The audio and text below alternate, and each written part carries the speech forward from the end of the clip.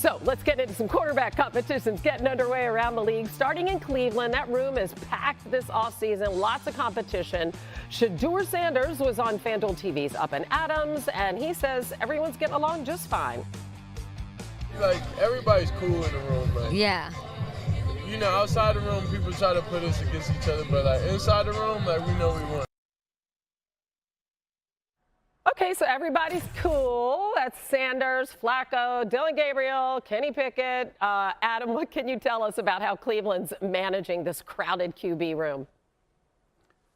Well, this is the most interesting quarterback situation in the entire NFL, Hannah. And the Cleveland Browns obviously will give everybody a chance at some point this summer to try to claim that job. There are 2 veterans. There are 2 rookies. Each quarterback will have his chance. You'd have to figure that the Cleveland Browns will hold on to Dillon Gabriel. They'll hold on to Shedeur Sanders. And really, it seems like it'll come down to Kenny Pickett and the veteran Joe Flacco to wind up either winning the starting job, and the other one may not even be there and may be traded at some point during training camp. But I don't think today the Browns know who their starting quarterback will be. It'll play out over the summer, and like we said, there's not a situation that's any more interesting than the Browns quarterback room this summer.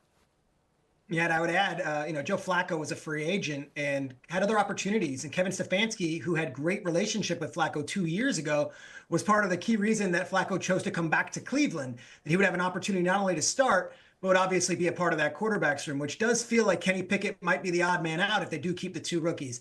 I'll say this about Shedeur Sanders because I'm on the morning show Get Up, and I know Greeny's big on like, hey, there's a chance he can win this job. There is a chance he can win this job.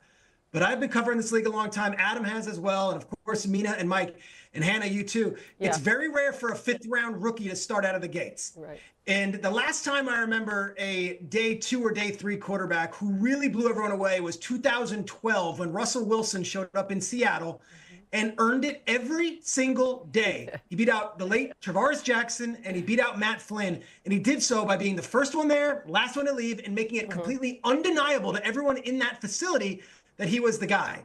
I think that's what we're looking at with Shedeur Sanders right now. I don't think it's going to be, hey, let the best man win. I think he has an uphill climb here, and he's got to earn it every single day.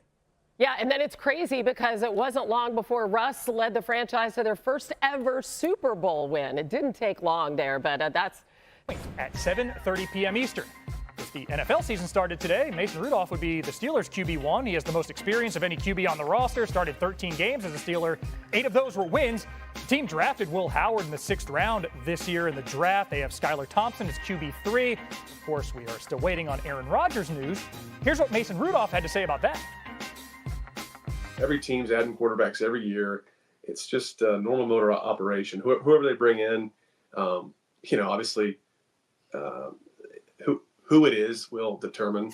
I learned a long time ago who it is, and then the financial compensation will really tell you what's going to go down as far as the depth chart. So I get that, and I'm all I really can do is cliche and annoying as it sounds, is just keep having a great spring and enjoying working with the receivers, learning the offense, making the most of every rep I can get, and that's what I did in 2023. That's what I've done my whole career. And you get opportunities, and then you just got to be ready to capitalize when they come.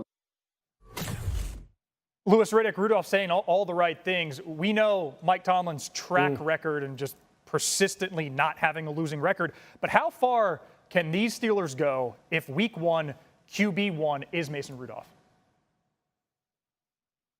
Look, they're not going to be contenders for their division crown, and that's just a fact as far as I'm concerned. Like, you're going to be in a division, man, that has Joe Burrow in it with all of his weapons back, and we'll see how the defense goes for Cincinnati. And then you're going to be in a division with Lamar Jackson, who arguably is quarterbacking the best roster in the NFL. And Cleveland is not a team you can sleep on. It just isn't. I would take Cleveland's quarterback room right now, as presently comprised, 100 out of 100 times over Pittsburgh's quarterback room as presently comprised. I would. So that leaves me to believe that, look, if Aaron Rodgers does not report to them at some point in time here between the start of their OTAs and their mandatory minicamp, and that if he is not in there in that building on the football field, in the practice field, in the meeting rooms with those quarterbacks, that offensive line, those running backs, the wide receivers, and he's just going to show up in training camp at some point in time, they are way behind, man. They are way behind. They are ice skating uphill in a division where everyone else, outside of Cleveland, obviously, at quarterback, is kind of set and ready to roll. In a conference overall that has nothing but standout quarterback play when you're talking about the AFC. And the last time I checked, the Steelers don't measure themselves, historically by just being competitive. They're trying to win the North, and they're trying to win the conference, and they're trying to win Super Bowls. That's how they judge success in Pittsburgh. Not being competitive, not being respectable, not, hey, can you win 8.5 games? Can you win 9.5 games? Can we just keep Mike Tomlin's streak of being a plus 500 football coach, alive? That's not how they judge success. And if they don't get Aaron Rodgers in there, it's going to be one of those years where every single game they're going to be holding on for dear life. Yeah, I completely agree with you, Lou. And if you don't get Aaron Rodgers in there, guys, think about this. Lives are going to change. I mean, if you just think about the mentality of Cam Hayward and Minka Fitzpatrick, if I'm going to the first game of the season and I look out there and Mason Rudolph or Will Howard is my quarterback, why the hell am I out here wasting my time? If you're Cam Hayward going in the year, whatever it is, why are you out here giving everything you have for Will Howard or Mason Rudolph? No disrespect to either one of them, but we're not going anywhere with them at the quarterback position. So why am I out here in my umpteenth year in this league trying to win a championship when offensively and organizationally we're not? And so they have to know something about Aaron Rodgers. Otherwise, they are taking years off the life of guys who are potential Hall of Fame players. When you talk about Cam Hayward and TJ Watt and Minka Fitzpatrick, if you go out there with Mason Rudolph game one, if I were Cam Hayward, I might not even show up game one, because if you're not going to put forth the effort offensively or organizationally, why do you want me out here? Like, that's the level that the Pittsburgh Steelers have taken this to by the way they've handled this quarterback situation. And it's no disrespect to those guys. Will Howard may be a good quarterback someday down the road, but he ain't winning nothing right now for the Pittsburgh Steelers. That's why they need Aaron Rodgers, and they better know something that we don't, Graz. So, yeah, Graz, I mean, everybody's looking at you. Any update on when we might get a decision from Rodgers? I do not know. There's only one person in the world that has that information. It is Aaron Rodgers. He will share it when he feels it's important to share it. I just think, Boog, if the Steelers know something about Aaron Rodgers, it's that he wasn't that much better last year than Mason Rudolph was. I just don't feel like that's going to make a huge difference in terms of how the Steelers play this year. I think the Steelers are approaching this offseason as there weren't a lot of great options at quarterback, so we'll take what we can get and lean into our strengths. ESPN senior writer Seth Wickersham's book, American Kings, a biography of the quarterback, has highlighted some of the struggles that Caleb Williams experienced in his rookie season.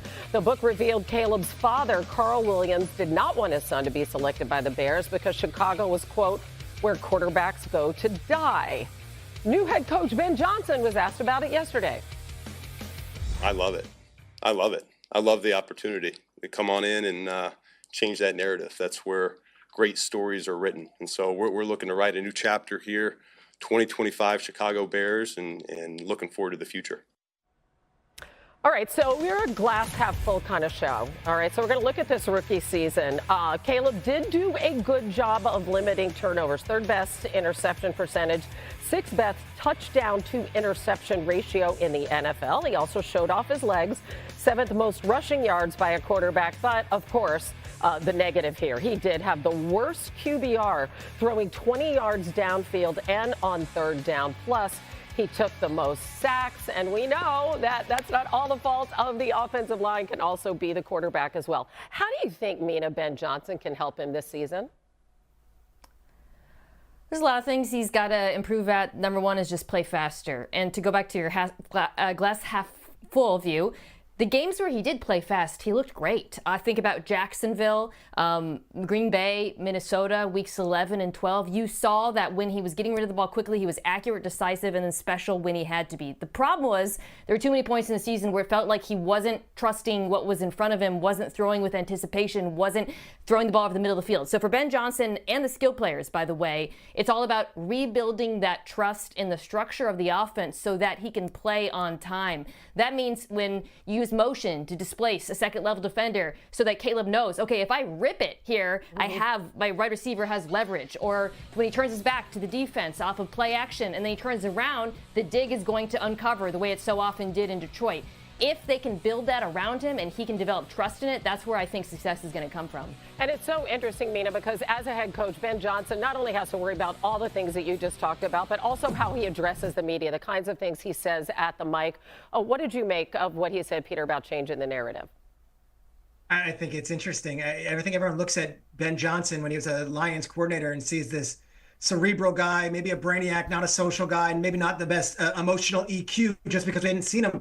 And in his first 9 months or 6 months with the Chicago Bears and the media, you hear guys on the actual Zoom call being like, I love this guy. He's talking, he's positive, and he's actually connecting with these players in a real way.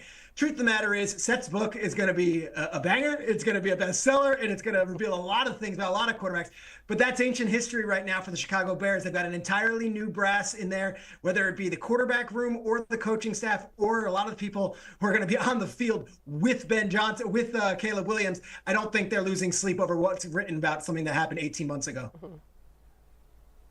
Well, Peter, wasn't that one of the questions about Ben Johnson, right? How he would lead, how he would talk to people. And then they played the video of him walking into the Bears training facility for the very first time, and it looked like he was born for that moment. It looked like he was a natural at commanding the room. He was very different than I think a lot of people expected, and way different than the perception that existed of him on the outside world. And he's continued to act just like that, and he is the reason that the Bears are excited about this season, because they brought him in there to help turn Caleb Williams into the type of talent that he is. With the number 1 overall pick, they took him, and they believe Ben Johnson's capable of elevating his play. And if we look at the quarterback gurus that have been brought in across the league to work with quarterbacks, they've typically elevated their level of play. If he can do that, then the Bears finally could have a quarterback who could throw for 4,000 yards in a season. How many times have we heard about that? They've rebuilt the offensive line. They've added more weapons.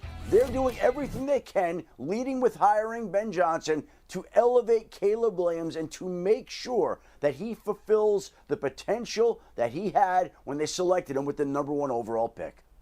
Adam, I agree with that. I have the good fortune of working with Ben in Miami, and he believes in fundamentals. If you go back to where the Detroit Lions were 3 years ago when Dan Campbell and Ben all got there, they were 3-13-1, but what they started to do is not lose the game, make your opponent beat you. And when you're sacked 68 times, as Mina alluded to, it's really hard to win games. So I expect this team maybe not to be flashy, but have great fundamentals. I do think Caleb Williams will have his clock sped up, and I don't think it's a coincidence, Hannah, that their first pick was Colston Loveland, because I think you're going to see a lot of checkdowns to him. I think that's going to be a way for Caleb Williams to get rhythm and confidence in this offense.